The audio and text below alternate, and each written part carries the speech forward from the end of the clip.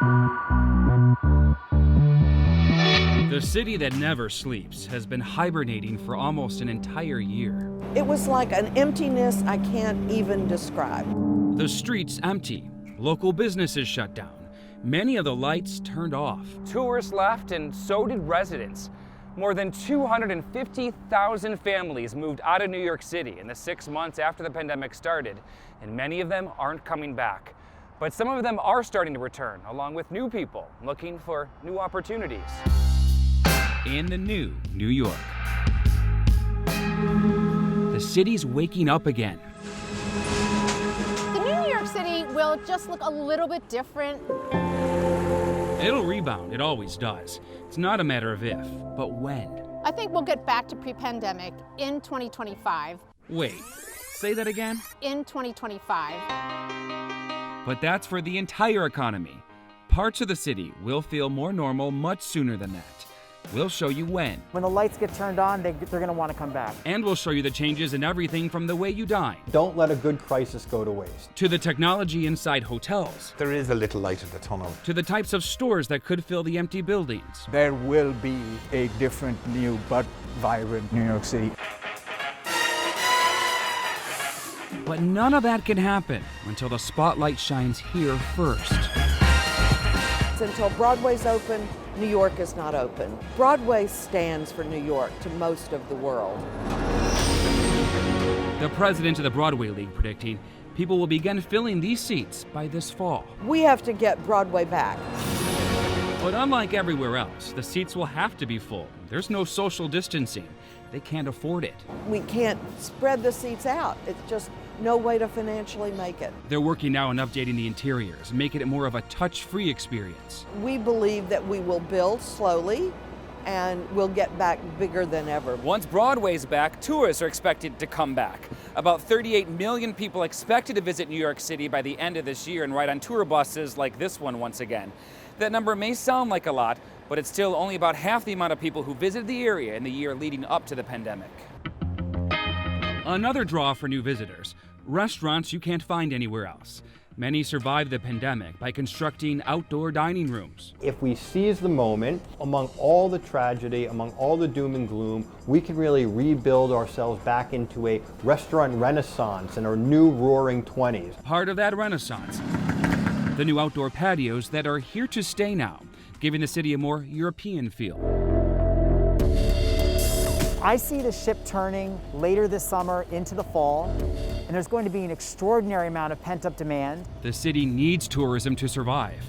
All the major landmarks and attractions, not enough to bring people back right away. The feeling that 2020 is behind us, we can only go up from there. The city's marketing the new New York to people who live within driving distance of the area first, then branching out from coast to coast as more people get vaccinated, and eventually selling New York once again to the world. We're going to need a lot of promotion to be able to compete with the world. The city needs that promotion. Many hotels have not been able to survive. More than 140 shut down in New York City alone. Some of them will never open again. It's New York City, it always comes back, but it needs help. John Fitzpatrick owns 2 hotels in the city. He was forced to close one temporarily last year. The other has only had about 10% occupancy. That's the going rate currently for all city hotels. We can't open this hotel, until we see that hotel at least at 50%.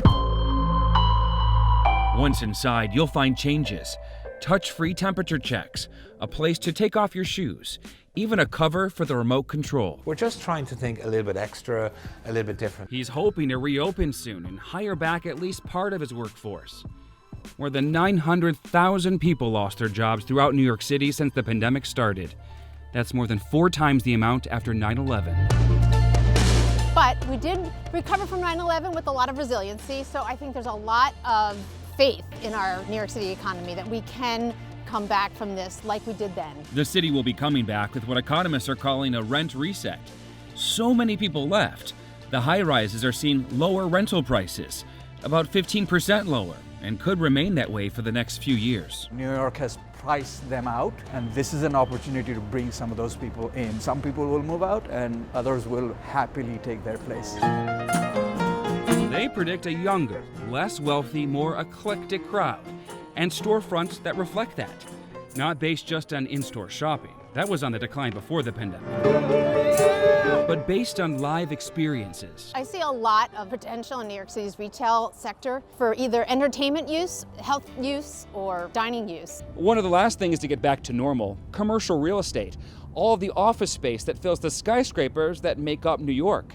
Experts say the city will have trouble filling some of that unused office space for years to come. A lot of people will want to come back to work, but in terms of needing office space, we're just not going to be needing to expand. And if anything, most companies will probably shrink their footprint. She says the typical office space lease in the city, 9 years. A problem economists say companies still have time to figure out. But getting back to the way New Yorkers are used to seeing the city on the ground could happen sooner than you might think, in time for the holidays. Hopefully by the holiday season, we will see a return of tourists, a return of all the restaurants, certainly a return of the Radio City Music Hall show and Broadway shows, because that's what we really need to not only get people back to work, but really restore hope. Hope the year of hibernating is over and the healing can begin. That we can get back to where we started, in the new New York.